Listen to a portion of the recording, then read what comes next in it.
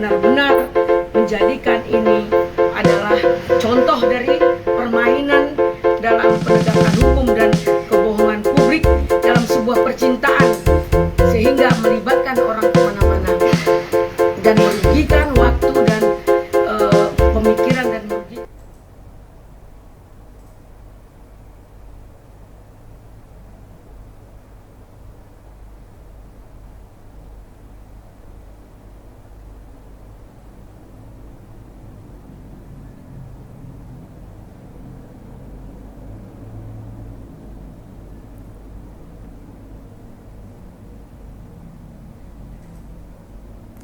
Halo Tribuners, jumpa lagi bersama dengan saya Mutiara dalam tayangan berita selebritis di Tribun Lampung. Kami akan menyajikan informasi menarik dan terupdate seputar selebritis tanah air untuk Anda. Dan inilah berita selebritis selengkapnya. Nikita Mirzani miliki kekasih polisi militer Jerman. Nikita Mirzani menggandeng Antonio De Dolla sebagai kekasih barunya. Nikita Mirzani sudah tidak ingat lagi kapan Antonio De Dolla menjadi kekasihnya. Antonio De Dolla bahkan sempat hadir saat Nikita Mirzani menjalani sidangnya di Pengadilan Negeri Serang, Banten. Antonio De Dolla diketahui bekerja sebagai anggota polisi militer di Jerman. Nikita Mirzani bersyukur mengenal dan menjalin hubungan asmaranya dengan Antonio meski berbeda negara. Janda 3 anak ini yang kini berusia 36 tahun itu pun mengatakan Antonio menemani sang anak selama ia mendekam di tahanan. Berikut wawancara dengan pihak Nikita Mirzani.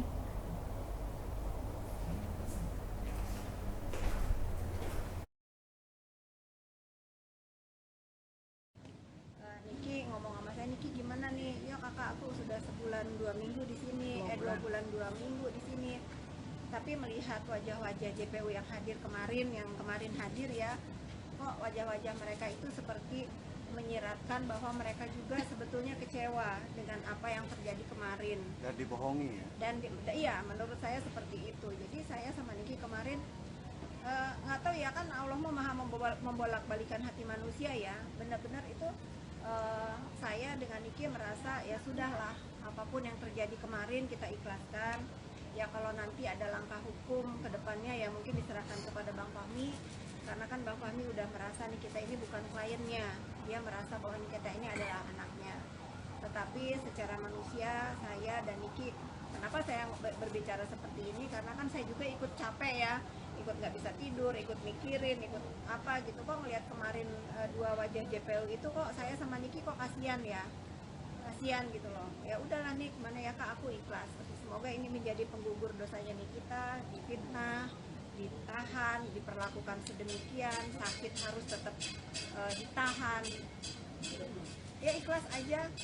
Mungkin untuk orang-orang yang merasa benar ya tadinya, ini bisa terbuka lah, matanya bisa terbuka, bisa terlihat.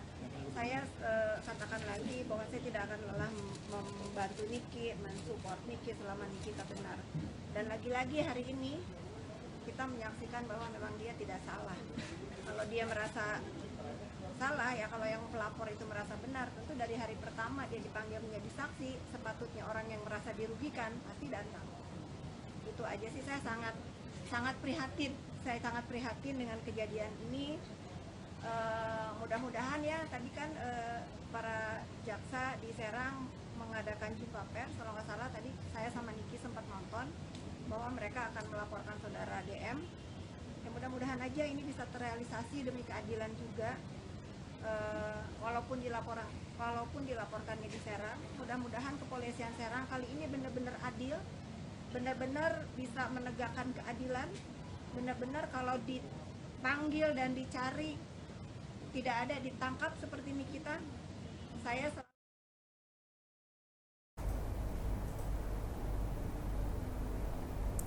Kabar selanjutnya masih dari Nikita Mirzani yang belum ikhlas maafkan Dito Mahendra dan ingin tuntut balik. Kasus pencemaran nama baik yang menyeret nama selebriti Nikita Mirzani akhirnya selesai setelah Hakim Kejaksaan Negeri Serang menyatakan dirinya bebas dari dakwaan pada Kamis 29 Desember 2022. Walau sudah dinyatakan bebas, Nikita mengaku bahwa dirinya tidak hanya akan berdiam diri setelah Dito Mahendra membuat ibu 3 orang anak ini dipenjara selama 2 bulan 2 minggu. Nikita mengatakan jika dirinya belum ikhlas sudah dilaporkan kepada pihak berwajib hingga ditahan di rutan kelas 2 Besera. Namun ia mengakui tidak ingin terburu-buru untuk melaporkan kembali pihak Dito Mahendra yang menyeret dirinya atas kasus pencemaran nama baik. Nikita sementara waktu akan membiarkan pihak Dito untuk beristirahat dan bernapas terlebih dahulu, namun dirinya akan menjamin bahwa akan ada yang datang di tahun 2023 mendatang. Berikut wawancara dengan Nikita Mirzani.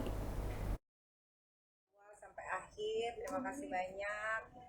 Perasaannya udah bebas ya, memang harus dibebaskan sebetulnya dari awal juga gitu kan. Cuma kan seperti yang kalian tahu bahwa kasus ini kan banyak banget rekayasanya gitu. Tapi kan Niki sebagai perempuan aset negara ya, jadi ikutin aja apa yang mau aparatur lakukan terhadap diriku gitu.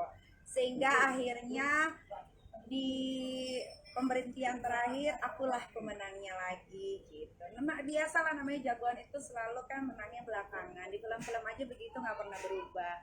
Itu kejadian nyata lagi di aku gitu. Jadi ya biasa aja sih sebetulnya, karena kemarin 2 bulan lebih 2 minggu itu ya badannya aja yang terkurung gitu. Terus yang sedihnya ya cuman gara-gara dipisahin sama anak-anak begitu lama aja gitu. Tapi pikiran di luar, akhirnya bisa baca surat dakwaan yang setebal ini gitu, akhirnya bisa mempelajari apa sih ini kasusnya, akhirnya tahu bahwa kalau kalian mau tahu ya, itu dakwaan itu isinya saksi pelapor yang katanya korban sama saksi-saksi dari korban itu isinya sama semua. Dari titiknya, dari komanya, yang beda itu cuma di tanda tangan sama di nama saksi-saksi aja tuh kalau kalian mau tahu gitu. Tapi kan itu biar jadi rahasia. Niki buka pas ketika dia hadir gitu kan, tapi ternyata dia nggak hadir, ya udahlah. Tapi udah mulai curiga nggak bakalan hadir? Kalau dari awal mah gue meyakinkan memang dari awal dia nggak akan hadir, cuman pengen gue di penjara aja gitu. Kalau untuk hadir face to face kayaknya dia nyalinya nggak sebesar itu.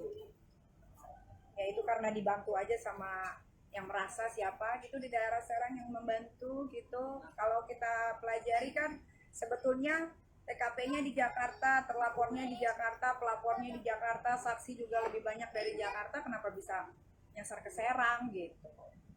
Tadi kemarin apa yang hal pertama kamu lakukan ketika keluar dari rutan Cikani? Hal pertama yang gue lakukan, ketemu sama anak udah pasti, abis itu gue mandi air panas. Serius? Karena nggak ada air panas kan di situ, sampai ini kan banyak kayak budukan gitu gue di sana tuh banyak banget di leher tuh. Terus pulang akhirnya berendam, main sama anak, bisa tidur di kasur, AC gitu kan, nyaman banget. Sampai harusnya tadi pagi kan harusnya terapi, sama mau ketemu Kapitra sama Kochen nge-gym, akhirnya tidur pulas gitu. Nyai, pertama kali anak melihat Nyai pulang, reaksinya apa? Kok Ami bisa pulang gitu. Emang kurang asem tuh Serang ya, tapi ya udahlah. Kalau dibilang jadiin pelajaran ya Nikita, enggak, ini bukan pelajaran. Ini bukan pelajaran, nggak ada yang gue jadiin pelajaran di kasus ini. Yang dijadiin pelajaran tuh mereka harus belajar bagaimana sudah mempenjarakan Nikita.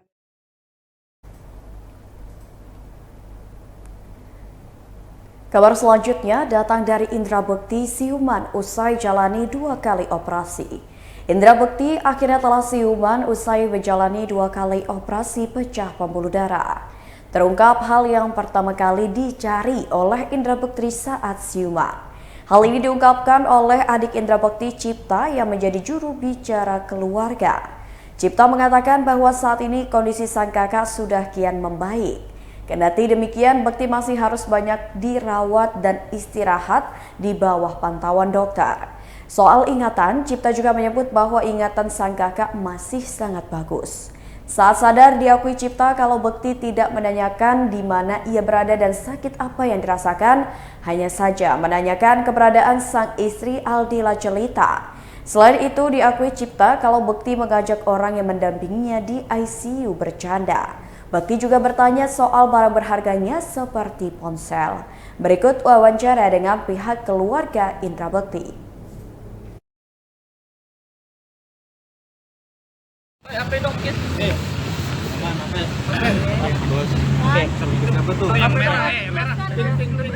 HP tuh banyak.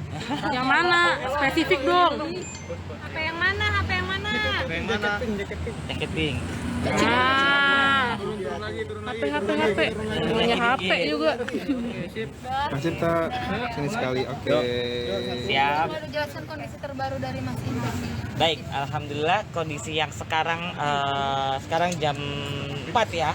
Itu Babang udah jauh lebih baik lagi, walaupun memang ya namanya pasca operasi itu naik turun gitu, tapi kondisinya stabil dan aman, dan bahkan sekarang udah bisa makan ya tadi gitu. Dan yang mana nih? Yang bareng-bareng di sempat bercanda berdua itu. Betul.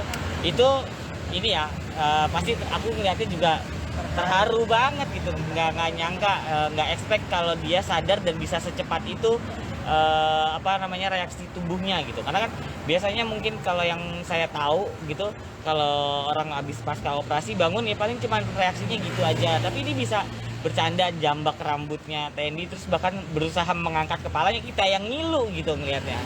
Tapi ya mungkin itulah dia, motivasi si Bang Indra tuh besar banget, tinggi banget, mau cepat sembuh. Kemudian dia tuh ya Indra gitu, dia nggak mau nunjukin bahwa gue lagi sakit, gue baik-baik aja gitu. Ada observasi lagi nggak dari dokter? Pastinya ya, itu akan terus dipantau. Makanya sekarang ini memang kondisinya Babang belum dipindah ke rawat inap, karena tadi yang saya juga sempat bilang, dia kondisinya masih naik turun gitu, tapi lebih ke arah stabil dan aman. Mas, katanya masih ada darah yang harus dikeluarkan dari... Memang ada sedikit sih, alhamdulillah tidak banyak, tapi masih ada sedikit darah itu, makanya yang masih perlu dipantau terus sama tim dokter gitu. Itu sisa perdarahannya atau Iya, efek pasca operasi? Oh enggak, sisa ya. Oh, oke.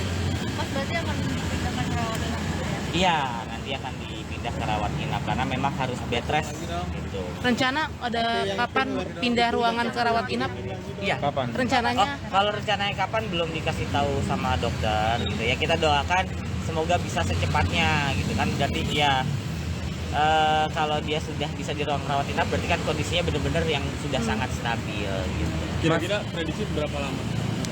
Ya saya sih nggak bisa tahu ya, karena memang dokter pun juga belum kasih tahu gitu. Ya semoga secepatnya. Masih ada keluhan nggak apa yang dirasakan, mungkin pusing atau apa? Kalau pusing sih tadi sempat bilang sih agak pusing ya, mungkin karena orang baru sadar kan. Efek gitu. bius mungkin. Iya mungkin juga itu. Mas, dari Mbak Adila Jelita sendiri katanya tidak mau untuk memperlihatkan foto dari Mas Indra Bekti sendiri yang diupload di IG Stories, itu seperti apa, Mas?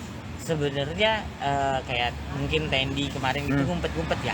Kalau kita sendiri dari keluarga malah nggak punya nih, nggak punya fotonya dan videonya, karena memang dari pihak rumah sakit nggak boleh gitu kan ya. Memang karena mungkin kita juga menjaga kan kondisinya Babang gitu. Berarti dari pihak keluarga sendiri sepakat untuk tidak terlebih dahulu mempublish foto terbaru dari Indra Bekti?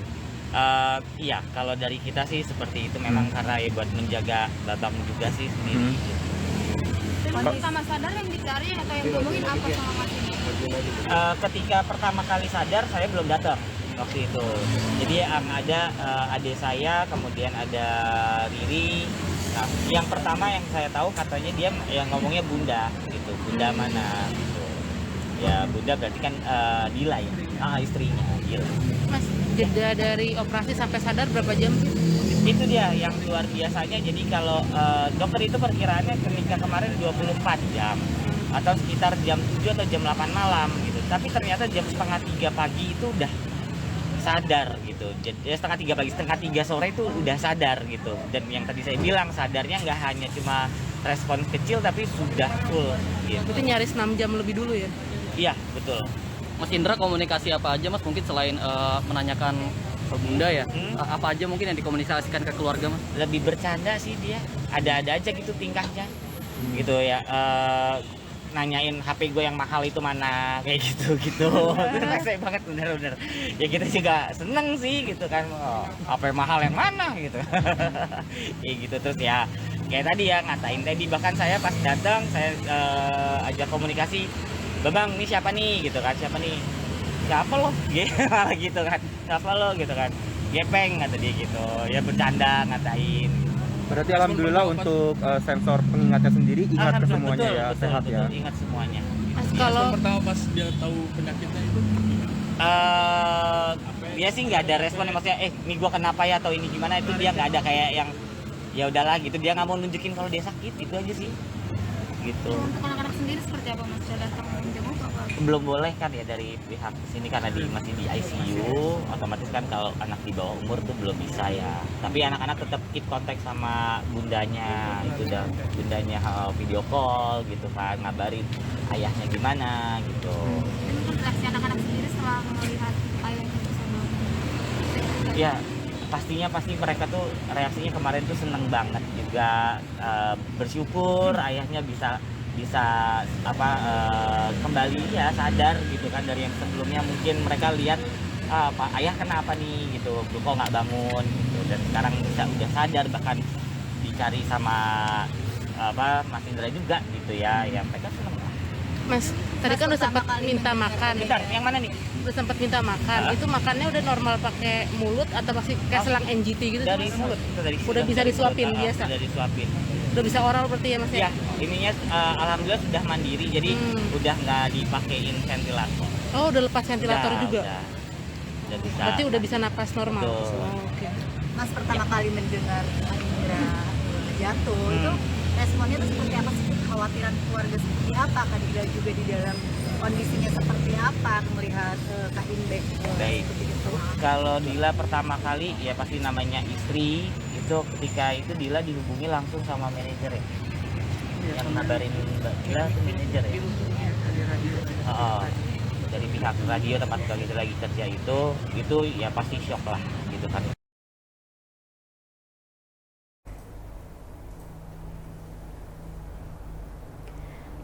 Kabar selanjutnya datang dari pengacara kondang Razman Arif, duga Hotman Paris dan Iklim Hakim permainkan hukum.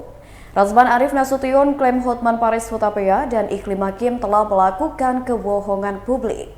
Lebih lanjut, Hotman Paris Hutapea dan Iklim Hakim disebut Razman sudah berani mempermainkan hukum. Hal itu dikatakan oleh Razman usai menjalani pemeriksaan penyidik atas laporan Hotman Paris di Barreskrim Polri pada Kamis 29 Desember lalu. Pengacara 52 tahun ini menerangkan alasan pernyataannya soal Hotman Paris dan Iklim Hakim membohongi publik. Diakui oleh Razman saat masih menjadi kuasa hukum Iklima, mantan asisten pribadi Hotman itu menyatakan telah mendapatkan tindak asusila dari Hotman Paris. Naas pengakuan Iklima dengan tegas seketika ditepis oleh Hotman Paris. Suami Agustiana Marbun itu pun langsung melaporkan Razman dan Iklim Hakim ke polisi atas dugaan pencemaran nama baik. Berikut wawancara dengan Razman Arif.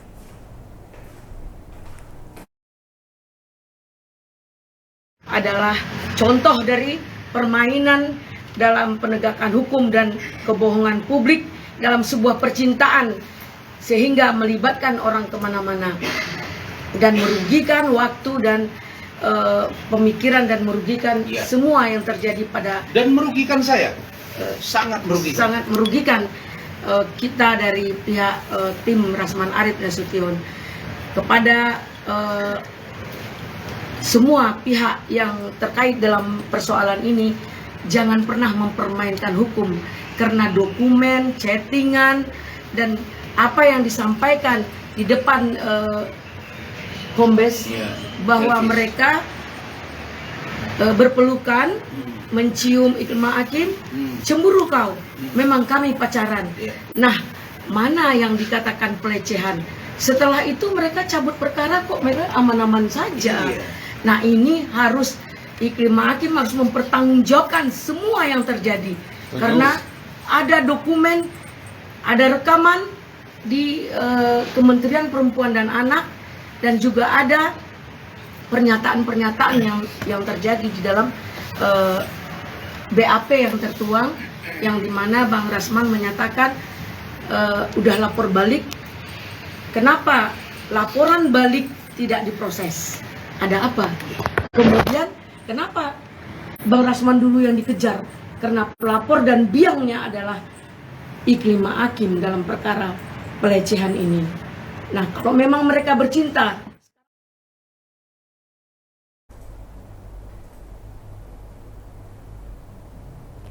kabar terakhir datang dari Indi Barens yang bersyukur kondisi Indra Bekti kian membaik. Indi Barens penuh rasa syukur saat mengetahui kondisi Indra Bekti usai sadar pasca operasi. Kondisi tersebut diketahui oleh Indi Barens saat membesuk Indra Bekti di rumah sakit. Melalui unggahan di Instagramnya, Indi Barens juga memperlihatkan momen pertemuannya dengan Indra Bekti. Dalam video yang dibagikannya di Instagram, Indra Bekti tampak sudah bisa merespon ucapan Indi Barens. Raut wajah suami Aldila Jelita itu juga tampak sudah sedikit ekspresif. Tak ayal, rasa syukur begitu membuncah di hati Indi melihat kondisi sang sahabat pasca tersadar dari komanya. Ia juga melangitkan doa untuk kesembuhan Indra Bekti, namun Indi Barens menyebut sahabatnya itu tak bisa dibesuk lantaran berkaitan dengan kondisi terkini dari Indra Bekti. Berikut wawancara dengan Indi Barens. Setelah operasi kemarin diharapkan jam 3 subuh tadi pagi itu sudah siuman, ternyata kan tadi pagi belum. Ya ternyata memang mungkin ada proses kali ya, mesti ditunggu. Jadi ya pas tadi aku dengar sudah mulai siuman, aku bersyukur banget. Mudah-mudahan ini step baru untuk ke hal yang jauh lebih baik lagi supaya bisa kembali pulih.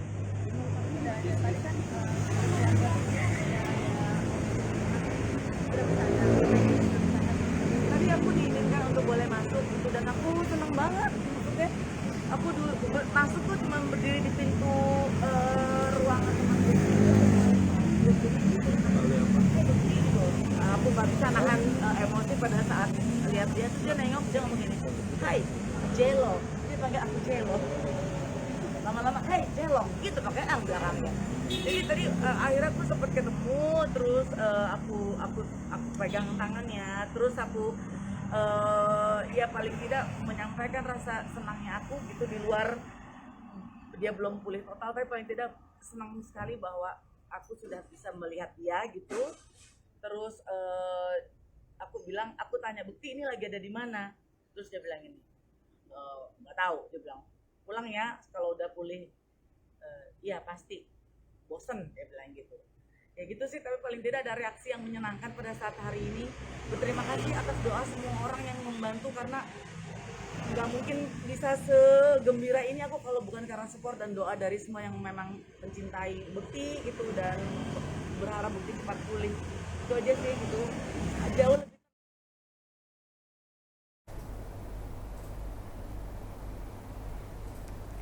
Baiklah Tribuners, itulah berita selebritis bersama dengan saya Mutiara. Jangan lupa untuk terus saksikan YouTube Tribun Lampung News Video, Facebook Tribun Lampung, Instagram @tribunlampung, dan TikTok @tribunlampung untuk informasi terupdate lainnya. Selamat sore dan sampai jumpa.